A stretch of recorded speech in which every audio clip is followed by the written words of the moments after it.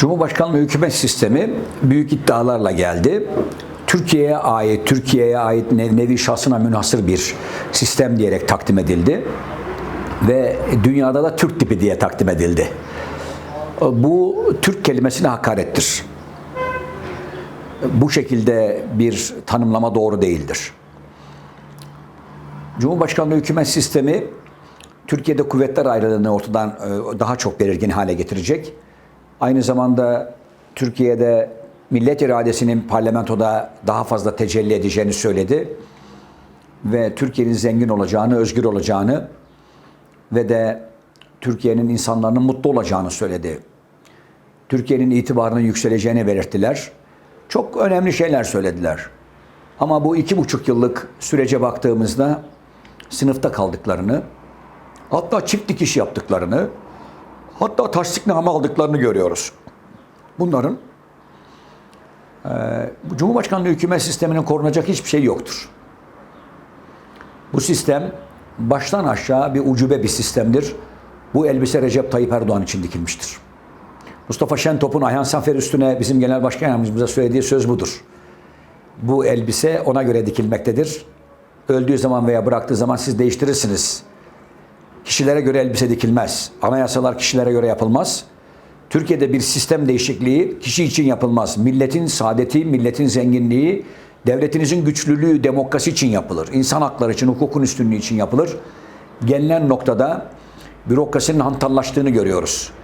Gelinen noktada yargının objektif, tarafsız ve bağımsız olmadığını gözlemliyoruz. Gelinen noktada yürütmenin ve yasamanın da yine aynı şekilde özgün ve özgür olmadığını gözlemliyoruz. Yasamada bugün parlamentoda milletvekillerinin güçlü olmadıklarını, güçsüz olduklarını, hatta konu mankeni halinde olduklarını, birin sonundaki sıfır gibi olduk, etkisiz ve yetkisiz eleman olduklarını gözlemliyoruz. Diğer bir husus, yürütmede de aynı şekilde Bakanlar Kurulu'nun olmadığını gözlemliyoruz. Adlarının ne olduğu önemli değil, hepsinin adları RTE, Recep Tayyip Erdoğan. Hepsi sekreter, hepsi sekreterya, hepsi danışman. Ve bürokrasi görevini yapamıyor. Valilerden kaymakama kadar herkes tek adama bakıyor. Milletin rızasını kazanmak, milletin ihtiyaçlarını, toplumsal taleplerini veya siyasi taleplerini, ekonomik taleplerini yerine getirmek değil, Recep Tayyip Erdoğan'ın iznini almak. O zamana kadar zaten şöyle derler, Anadolu'da bir söz vardır. Kurnaya su gelinceye kadar kurbanın gözü çıkarmış. Yani çeşmeye su gelinceye kadar kurbanın gözü çıkarmış. Ta Cumhurbaşkanlığına ulaşacak da oradan talepler iletilecek de oradan gelecek de bu tavşanın suyunun suyu gibi bir şey olacak ve ipe un sermek bu. Aynı zamanda arabayı yokuşa sürmek bu. Bürokrasi hantallaşmıştır. Oligarşik bürokrasi oluşmuştur. Yasama kesinlikle görevini tam ve kamil manada yapamamaktadır. Türkiye kanun hükmünde kararnamelerle ve Cumhurbaşkanlığı kararlarıyla yönetilmektedir. İstanbul Sözleşmesi'nde olduğu gibi. Veyahut da öbür tarafta bir rektör atamasında dahi rektörlük şartlarına haiz olmayan kişi için kendi o kişinin şartlarına uyduran bir kanun hükmünde kararnameyle o kişiyi rektör atamak, daha sonra tekrar yeniden eskiye dönmek, tekrar istedikleri adamı atamak için tekrar şartları değiştirmek, bu dünyanın herhangi bir ülkesinde, Avrupa Birliği ülkelerinde olmuş olsaydı bu bir hükümetin istifasına yeterdi. O nedenle son cümle olarak şunu söylemek isterim. Bu Cumhurbaşkanlığı hükümet sisteminin elle tutulacak bir tek yeri yoktur. Deveye sormuşlar boynun niye eğri diyerek nerem doğru ki diye cevap vermiş. Bu Cumhurbaşkanlığı hükümet sisteminin doğru olan bir tek yanı yoktur. Türkiye dış politikada, Türkiye ekonomide, Türkiye siyasette, demokraside, insan haklarında, hukukun üstünlüğünde, şeffaflıkta ve hesap verilebilirlikte sınıfta kalmıştır. Biraz önce söylediğim gibi tasdikname alması lazım bu iktidarın. Cumhurbaşkanlığı hükümet sistemi diye nevi şahsına münhasır bir sistemin olması 1000 yıllık tarihimize, Anadolu coğrafyasındaki tarihimize, 5000 yıllık millet tarihimize, 100 yıllık cumhuriyet tarihimize yakışmamıştır. Bu Türkiye'nin demokrasi kültürüne uygun olmadığını da yaşayarak gördük. Eğer yaşamamış olsaydık hala daha 3 uzaya 3 gidiş 3 geliş yol yapacaklarını ve herkesin de buna inanacaklarını söyleyeceklerdi. Cumhurbaşkanlığı hükümet sistemi Allah nasip ederse ilk seçimde değiştirilecektir. Yani bu sistemle seçime gideceğiz. Daha sonra tekrar yeniden tam ve kamil manada bir parlamenter sisteme evrilecek Türkiye. Siyasi partiler, öncelikle siyasi partiler kanunun değişmesi lazım. Türkiye'deki siyasi partiler demokratik değiller. burada liderlerin dediği olur. Halk milletvekillerini seçmemektedir. Liderlerin listelerini onaylamaktadır. Lideri sevmektedir, partiyi sevmektedir. Milletvekillerinin ismine, yeteneğine, liyakatine, ehliyetine bakmamaktadır. O nedenle önce siyasi partiler yasasının değişmesi, seçim kanununun değişmesi, meclis iş tüzüğünün değişmesi, Yüksek Seçim Kurulu kanununun değişmesi lazım. Ki önce partilere demokrasi gelsin, sonra meclise gelsin, sonra Türkiye'ye gelsin. Sivil topluma gelince de Türkiye'de sivil toplum olarak çalışan hakikaten bağımsız, özgür ve özgün olanlar vardır. Projeleri vardır. Bu projeler halka faydalıdır. Toplumsal hayatımızı düzenlemek, toplumsal hayatımızı zenginleştirmek, renklileştirmek için vardır. Ama bugün Adalet ve Kalkınma Partisi iktidarında veya önceki iktidarlarda da vardı. Bu derneklerin çoğunluğu muvazalı derneklerdir. Anlaşmalı derneklerdir. Ve bunlar daha çok hür ve özgür iradeleriyle sivil olmuyorlar.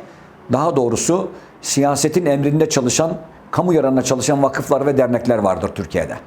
Ve bunların yapmış olduğu projeler acaba ne kadar faydalı bilinmemektedir. Acaba ne kadar yapıldı bilinmemektedir. Acaba ne kadar para almışlardır bilinmemektedir. O nedenle Türkiye'de önce sivil toplum ve halkla ilişkilerin devletten bağımsız çalışacak bir ortamın inşa edilmesi lazım. Devletin imkanları yerine milletin imkanlarıyla, toplumun imkanlarıyla ayakta duran bir sivil toplum, bir siyaset kurumu, yine aynı şekilde finansmanını şeffaf yapacağımız ve de aynı şekilde bir şeffaf bir medya, şeffaf bir sermaye, bu da hukukla oluşur. Bunu yaparsınız. Bugün Türkiye'de siyaset, sivil toplum ilişkileri şudur. Eğer o sivil toplum, o siyasi partinin ideolojisine uygunsa onunla çalışılmaktadır. Oysa ki siyasi partiler bütün sivil toplum kuruluşlarıyla eşit mesafede yakın olmalı. Sivil toplum kuruluşları da tüm siyasi partilere eşit mesafede yakın olmalıdır. Örnek vereceğim. Bu pandemi sürecinde bütün sivil toplum ve halkla sivil toplumların, derneklerin federasyon başkanlarını aradık. Ama bu federasyon başkanları düne kadar Ahmet Davutoğlu ile başbakanken görüşmek için randevu talep ederken, görüşmek için sıraya girerken eski bir başbakana, bir partinin genel başkanına Adalet ve Kalkınma Partisi'nden, Cumhur İttifakı'ndan korktuğu için randevu vermemişlerdir. Ama bir gün sonra Naci Ağbal'a randevu vermişlerdir. Orada pandemi olmamıştır. Bize pandemiyi bahane etmişlerdi. Türkiye'deki sivil toplum kuruluşları sarı kuruluşlar olmamalıdır. Sarı sendika diyoruz ya, sarı sivil toplum olmamalıdır. Beyaz sivil toplum olmalıdır, tertemiz olmalıdır ve de bütün siyasi partiler eşit mesafede yakın olmalıdır. Biz Gelecek Partisi olarak geldiğimizde önce siyasi partiler yasasını, seçim kanunu değiştireceğiz. Sonra da sivil toplum ve halkla ilişkilerle ilgili, sivil toplumla ilgili bunları devletten bağımsız, yaptıkları projelerle değerlendiren bir kurumsallaşmayı ortaya çıkaracağız. Objektif kriterleri ortaya çıkaracağız. Ve bu objektif kriter, Avrupa Birliği bunu yapıyor. Avrupa bunu yapıyor. Ve Avrupa sosyoekonomik ve sosyokültürel meselelere bakış açısına göre, problemlere göre ürettiğiniz projelere değer veriyor. Bu proje benim toplumumda intiharları önlüyor mu? Benim toplumumda boşanmaları önlüyor mu? Benim toplumda kadına şiddeti önlüyor mu? Benim toplumumda çevreye katma değeri var mı? Hayvanlara katma değeri var mı? İnsanlara katma değeri var mı? Havaya katma değeri var mı? Yeşile katma değeri var mı? Çevreye katma değeri var mı? Denizlere katma değeri var mı? Diyerek öncelikler sıralaması yapılıyor. Fakat Türkiye'de saldım çayra, Mevlam kayra şeklinde var. Ve de Türkiye'de kamu yararına çalışan vakıflar ve dernekler iktidarlar tarafından korunmaktadırlar. Yaptıkları etkinliklerin çoğunluğu da pek fazla topluma faydalı olmamaktadır ve de hesapta vermemektedirler. Zaten Türkiye'nin en büyük problemi bir, şeffaf olmayışı her alanın, ikincisi de hesap verilebilirliğin Türkiye'de eksik olarak değerlendirilmesidir. Siyaset sivil toplumla beraber olmalı. Çünkü sivil toplumun 11 milyon üyesi var Türkiye'de. Bugünkü şartlarda 11 milyon üyesi var. Bu üyeyi 2 ile çarpmanız 22 milyon, 3 ile çarpsanız işte 33 milyon, 4 ile çarpsanız 44 milyon. Türkiye'nin yarısına hitap edecek. Zaten çocuklar var bu şekilde. Ve böylece herkese dokunmuş olacaksınız. Sivil toplumun biz çalışmalarımızda şunu da gözlemledik.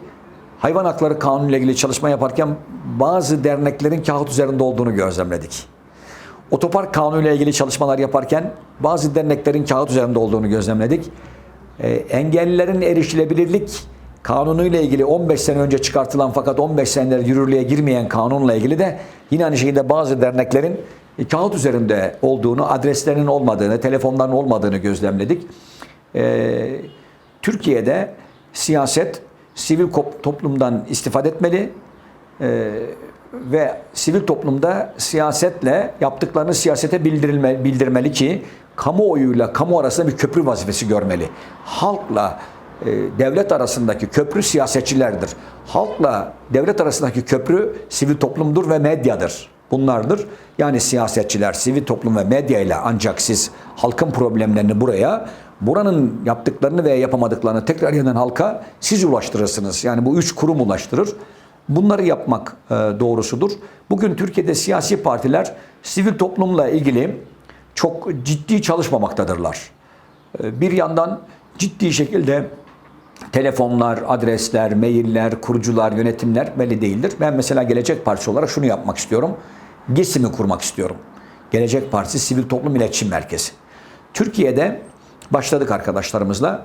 150 bin dernek, vakıf, platform, oda, kulüp, bunlar var, spor kulüpleri var. 150 binin üzerinde. Toplamda da 11 milyon üyeleri var.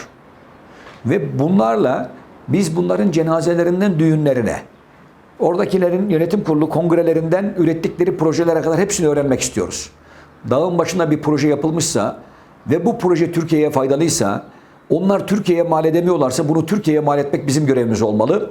Bir yandan partiler olmalı, bir diğer yandan medya olmalı, bir diğer yandan sivil toplum da kendisini gösterebilmeli faydalı projelerle. Bir diğer yandan da istismarları da biz gösterebilmeliyiz. Bu dernek, bu vakıf, bu sivil toplum kuruluşu, bu platforma şu kadar yardım yapılmış ama buraya yardım yapılmamış. Bu projelerle ilgili kriterler nedir diyerek bunların araştırmasını yapmamız gerekiyor. Daha sağlıklı bir iletişime ihtiyaç var ve de siyaset sivil toplumla ne kadar bütünleşirse o kadar başarılı olur. Türkiye'nin demokratikleşmesinde siyasi partilerin, sivil toplumun, medyanın, özgür medyanın çok rolü olacaktır. Bağımsız yargının da rolü olacaktır. Bugün Türkiye'de yasama, yürütme ve yargı vardır. Yasamanın da, yürütmenin de, yargının da daha sağlıklı olabilmesi sivil toplumun gücüne bağlıdır. Sivil toplumun objektifliğine bağlıdır ve üretkenliğine bağlıdır. Aynı zamanda yasamanın, yürütmenin ve yargının daha kuvvetli çalışabilmesi, daha verimli çalışabilmesi özgür medyaya bağlıdır. Aynı zamanda siyaset kurumuna bağlıdır. Bu yasamanın, yürütmenin ve yargının muhalefete bağlıdır. İktidardan ziyade muhalefete bağlıdır. Demokrasilerde ne kadar çok fikir varsa orada o kadar fikir anarşistler ortaya çıkar, hakikat şimşeği doğar. Bütün sivil toplum kuruluşları think tank kuruluşlarıdır. Sosyoekonomik ve sosyokültürel yapınıza çaredir, ilaçtır, paratonerdir bunlar. Toplumun tüm katmanlarına hitap eder ve ihtiyaçlarını giderir veya gideremese bile ihtiyaçlarının duyulmasına vesile olur bu sivil toplum kuruluşları. Zaman zaman manevi iklimler, zaman zaman maddi iklimlerle, zaman zaman işte sizin bayramlarınızda, Ramazanlarınızda, kurbanlarınızda ortaya çıkarlar. Zaman zaman hastalıklarınızda ortaya çıkarlar. Zaman zaman ulaşımda, iletişimde veyahut da ekonomide, kültürel hayatta, eğitim hayatında ortaya çıkarlar. Hayatın her safhasına dokunur sivil toplum ve halkla ilişkiler. O nedenle hayatın her safhasına dokunan siyasetçileri ve sivil toplumu daha çok bir araya getirmek hepimizin görevidir. Eğer bir yerde sivil toplum özgür ve özgünse orada özgür ve özgün bir toplum var demektir. O toplumda problemlerini gidermiş toplumdur. Yaşamaktan zevk alan, yaşatmaktan zevk alan, aynı zamanda hayattan zevk alan bir toplum oluşur. Fakat eğer bu sivil toplum halkla ilişkiler, dernekler, vakıflar, platformlar, sendikalar, okullar, kooperatifler, konfederasyonlar, kulüpler, bunlar eğer muvazalı çalışırlarsa, siyasetin emrinde olurlarsa, siyaset ne isterse onu yaparlar. Oysa ki millet ne isterse, halk ne isterse onu yapmak gerekir. Bunu yaparken de bunların ekonomik meselelerinin problemlerin olmaması gerekir. Bu sivil toplum halkla ilişkilerin ürettikleri tüm değerlere hak ettikleri cevaplar devlet tarafından verilmelidir diye düşünüyorum.